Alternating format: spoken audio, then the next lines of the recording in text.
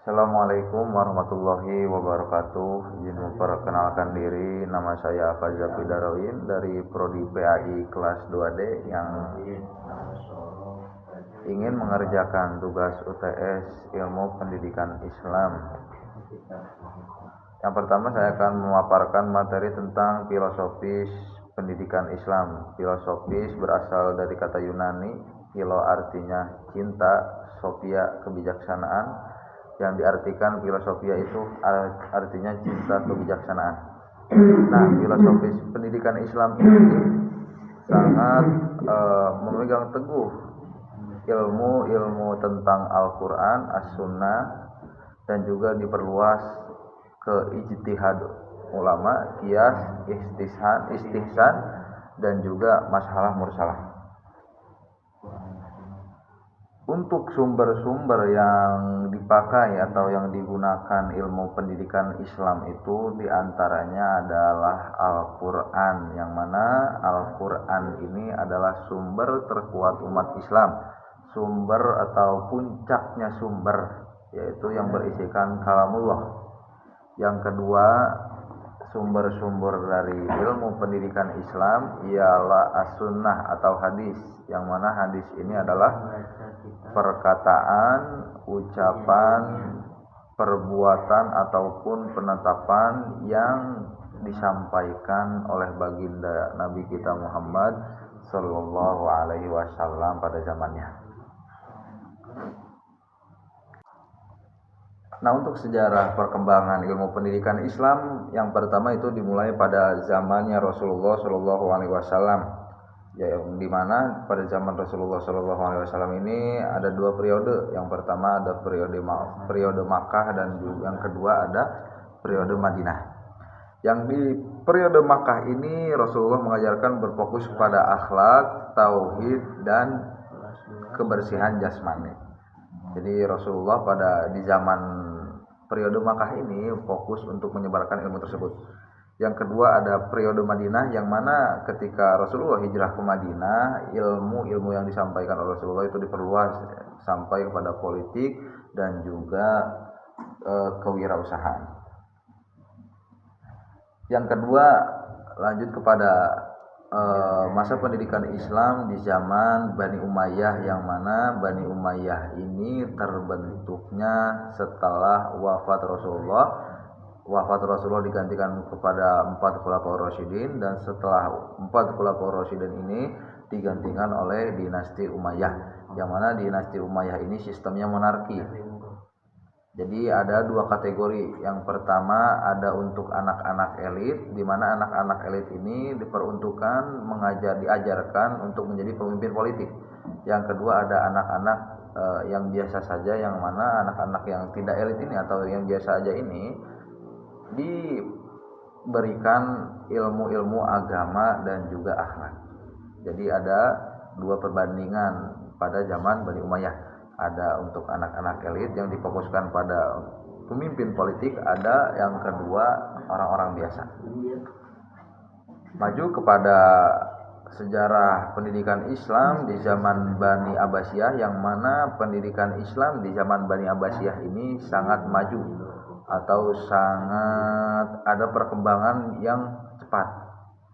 Di antaranya yang saya ketahui adalah pada zaman Khalifah Ja'far Al-Mansur, yang mana pada zaman Khalifah Ja'far Al-Mansur ini dinasti Abbasiyah bisa membangun Baitul Hikmah, yang mana Baitul Hikmah ini di dalamnya banyak ulama, yang mana ulama-ulama tersebut, orang-orang alim tersebut, orang-orang pintar tersebut diberikan tempat untuk mengembangkan ilmunya. Jadi ulama-ulama tersebut bisa disebut kasarnya digaji oleh pemerintah.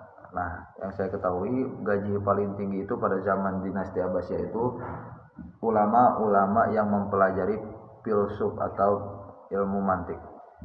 Nah, yang paling rendah yang saya ketahui daripada zaman Abbasiyah ini ulama-ulama yang mengajarkan tentang fikih.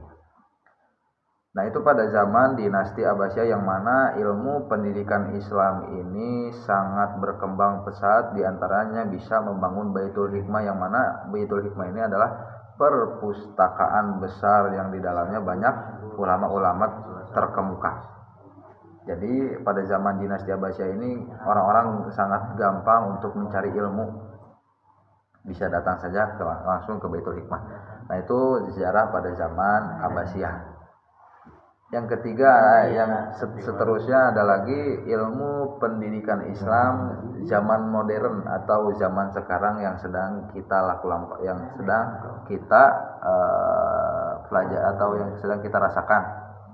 Yang mana pada zaman modern ini ilmu pendidikan Islam bisa dimasukkan atau kemasukan ilmu iptek, ilmu pendidikan teknologi. Jadi sekarang bisa sharing ilmu tentang agama-agama Islam. Contohnya ada di NU Online, bisa kita sharing di laptop, di handphone maupun di alat-alat teknologi lainnya. Nah itu jadi yang pertama pada zaman Rasulullah, yang kedua pada zaman Bani Umayyah, yang ketiga zaman Bani Abbasiyah, yang terakhir ini perkembangan ilmu pendidikan Islam pada zaman modern, yang mana pada zaman modern ini kita sangat gampang untuk mencari ilmu pendidikan Islam. Di antara banyaklah di aplikasi-aplikasi, contohnya di YouTube banyak, di Instagram banyak, ya sangat gampang untuk mencari ilmu pendidikan Islam ini. Terusnya ada lagi metode pendidikan Islam di Nusantara, yang mana di Nusantara ini terkenal dengan metode pesantren. Jadi ada metode pesantren yang mana pesantren ini menggunakan metode salafi atau metode yang sederhana.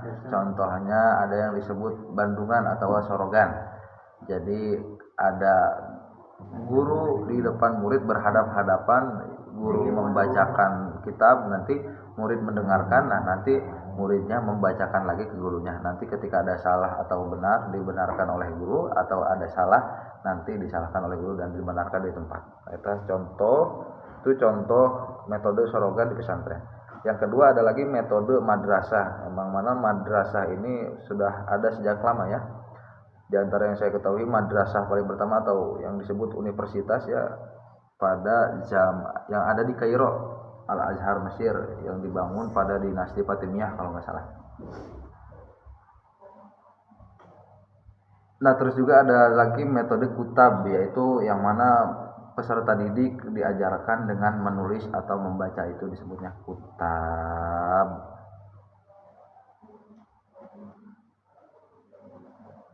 Dan seterusnya ada pendidikan keluarga. Kita mulai dari definisi keluarga. Dari keluarga, definisi keluarga itu adalah unit sosial yang terdiri dari unit sosial yang terdiri dari keturunan, adopsi atau perkawinan.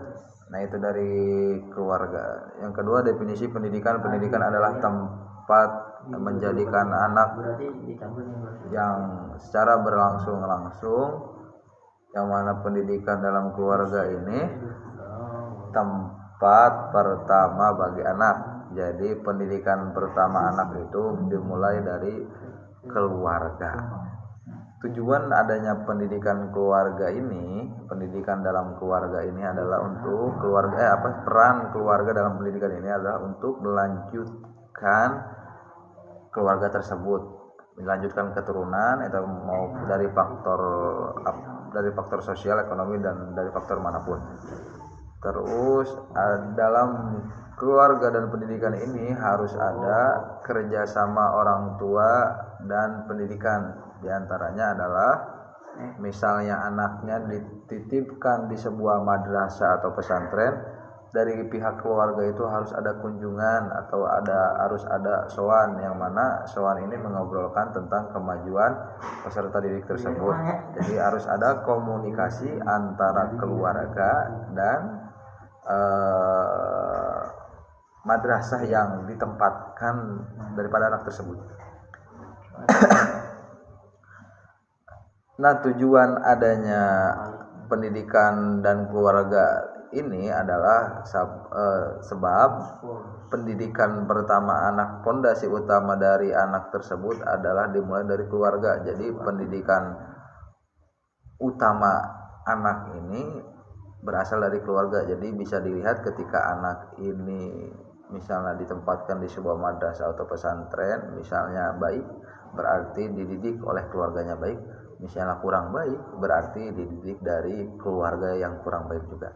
Nah, makanya ini sangat penting bagi kita semua sebagai calon-calon para bapak dan ibu, yang mana bapak dan ibu ini bisa menciptakan sebuah anggota keluarga yang mana kita akan mempunyai anak, dan anak ini harus kita ajarkan yang baik dari usia dini.